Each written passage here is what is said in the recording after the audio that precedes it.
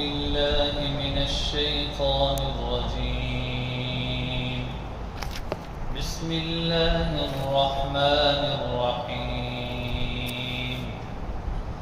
إن ربكم الله الذي خلق السماوات والأرض في ستة أيام ثم استوى على العرش يغشي الليل النهار يطلبه حثيثا والشمس والقمر والنجوم مسخرات بأمره ألا له الخلق والأمر تبارك الله رب العالمين.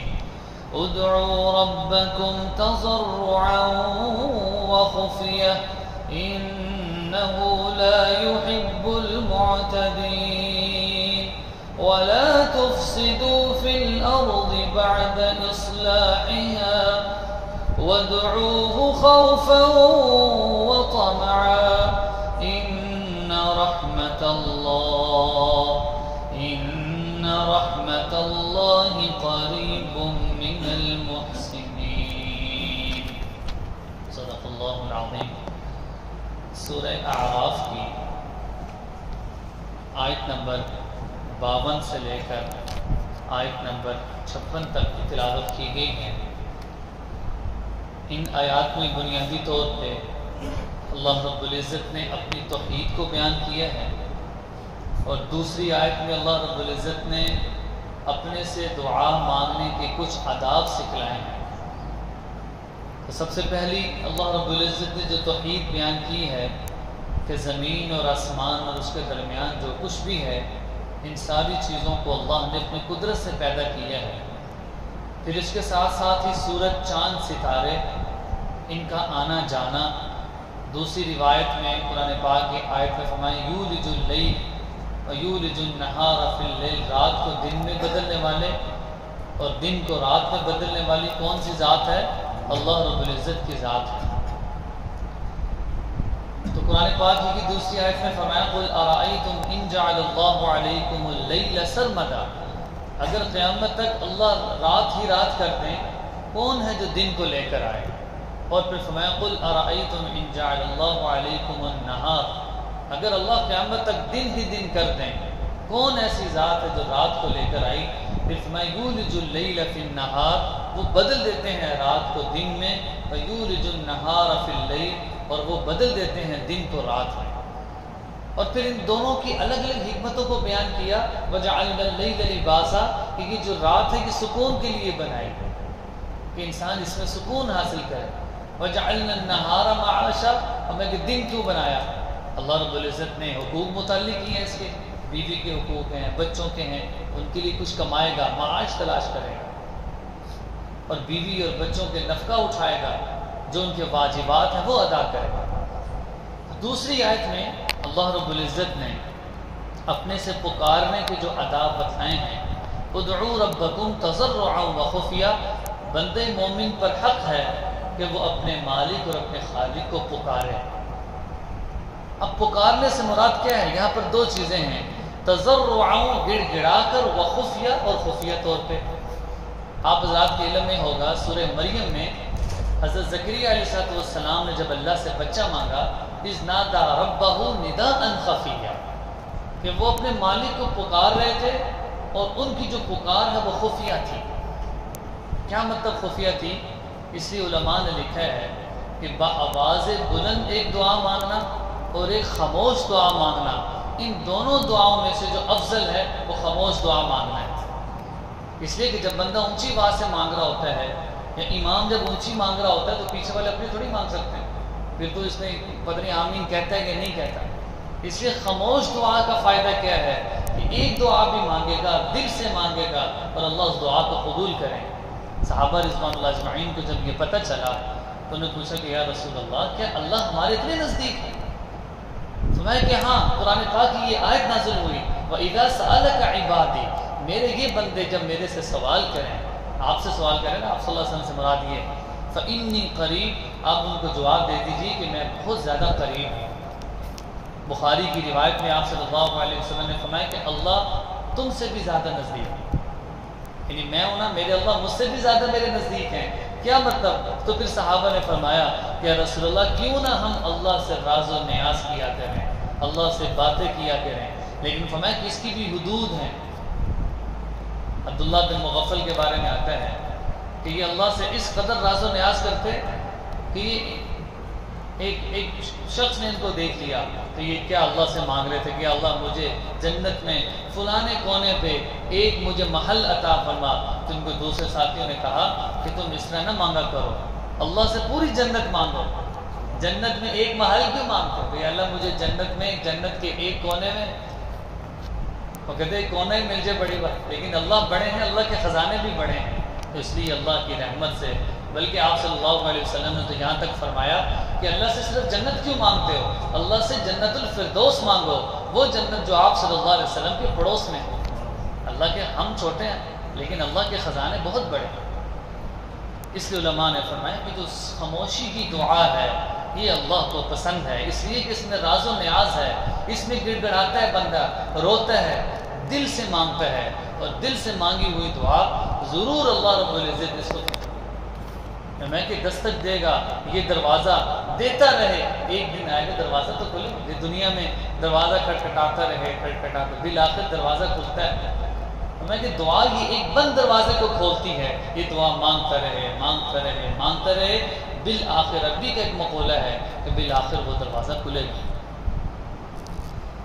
تو اگلی جو تیسری آیت ہے اس کا بھی ترجمہ کرتے ہیں۔ تیسری آیت میں اللہ رب العزت نے دنیا کی زندگی کی ایک مثال دی ہے کہ جس طرح آسمان سے جب خوشگوار موسم ہوتا ہے اللہ بارش کو برسانا چاہتے ہیں، اس سے پہلے ٹھنڈی ہوا چلاتے ہیں، اور وہ جو ٹھنڈی ہوا ہے وہ خوشخبری سناتی ہے کہ موسم اچھا ہو گیا، ابھی بارش ہوگی۔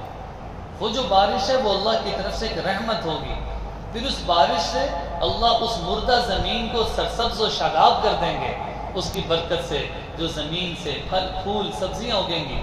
اور پھر فرمایا یہی حال انسان کی زندگی کا ہے کہ جب وہ نیک عمل اختیار کرتا ہے اللہ اس کی زندگی کو پاکیزہ کر دیتے ہیں، ایسے ہی جیسے اللہ مردہ زمین کو پاکیزہ کرتے ہیں، آباد کرتے ہیں، اسی طرح مردہ دلوں کو اللہ ذکر سے زندہ کرتے ہیں۔ ان آیات کا ترجمہ دیکھیے، ان ربکم اللہ الذی خلق السماوات، بے شک تمہارا رب تو وہ ہے کہ جس نے آسمان کو پیدا کیا، والارض، اور زمین کو پیدا کیا، فی ستۃ ایام، 6 دنوں میں۔ اب ہفتے کے 7 دن ہوتے ہیں، اب ذہن میں آتا ہے وہ 6 دن کون سے ہیں؟ علماء نے کہا اتوار، پیر، منگل، بدھ، جمعرات، جمعہ۔ ہفتے کے دن میں عربی زبان میں ہفتے کو کہتے ہیں یوم السبت، یوم السبت۔ تو یوم السبت، سب کا مطلب ہوتا ہے قطع، توڑنے والا، تو اس دن کوئی کام نہیں ہوا۔ اب اگلا سوال یہ ذہن میں آتا ہے کہ اللہ رب العزت تو قادر مطلق ہیں، اللہ تو کن کہتے ہیں وہ ہو جاتا ہے۔ تو اس کا جواب علماء نے لکھا ہے کہ اللہ یہ امت کو سکھلانا چاہتے ہیں کہ کوئی کام بھی فوراً جلدی میں نہیں ہوتا، ہر کام تدریج ہوتا ہے، آرام آرام سے ہوتا ہے، اس کام میں حکمت ہے۔ تو یہ اللہ رب العزت نے اس حکمت کو بیان کیا۔ ثم استوى علی العرش، پھر اللہ عرش پر مستوی ہوئے۔ یغشی اللیل النہار، اللہ رب العزت فرما رہے ہیں کہ رات چھا جاتی ہے دن پر، یطلبہ حثیثا، پھر وہ دوبارہ جلدی آتی ہے۔ یعنی اس سے مراد کیا ہے؟ رات ختم ہوتی فوراً اندھیرا ختم ہو کے روشنی صبح ہو جاتی ہے، اور پھر جب روشنی ختم ہوتی ہے فوراً اندھیرا آ جاتا ہے، دونوں ایک دوسرے کے پیچھے لگے ہوئے ہیں، رات ہوتی ہے دن ہوتی ہے، رات دن رات دن، تو زندگی اسی طرح گزرتی جا رہی ہے۔ والنجوم والشمس والقمر، میں چاند اور سورج، والنجوم اور ستارے، مسخرات بامری، یہ اللہ کے حکم سے مسخر ہیں، تابع ہیں۔ الا لہ الخلق والامر، آگاہ رہو اللہ کے لیے ہے ساری چیزیں، اللہ کا حکم۔ تبارک اللہ رب العالمین، بڑی خوبیوں سے بری ہوئی ذات صرف وہ ذات ہے جو پورے جہان کی سردار ہے، وہ اللہ ہے۔ ادعوا ربکم تضرعا وخفیہ، تم پکارو اپنے پروردگار کو تضرعا، گڑ گڑا کر، وخفیہ، اور چپکے چپکے۔ انہ لا يحب المعتدین، بے شک اللہ تعالی حد سے نکل جانے والے کو پسند نہیں کرتے۔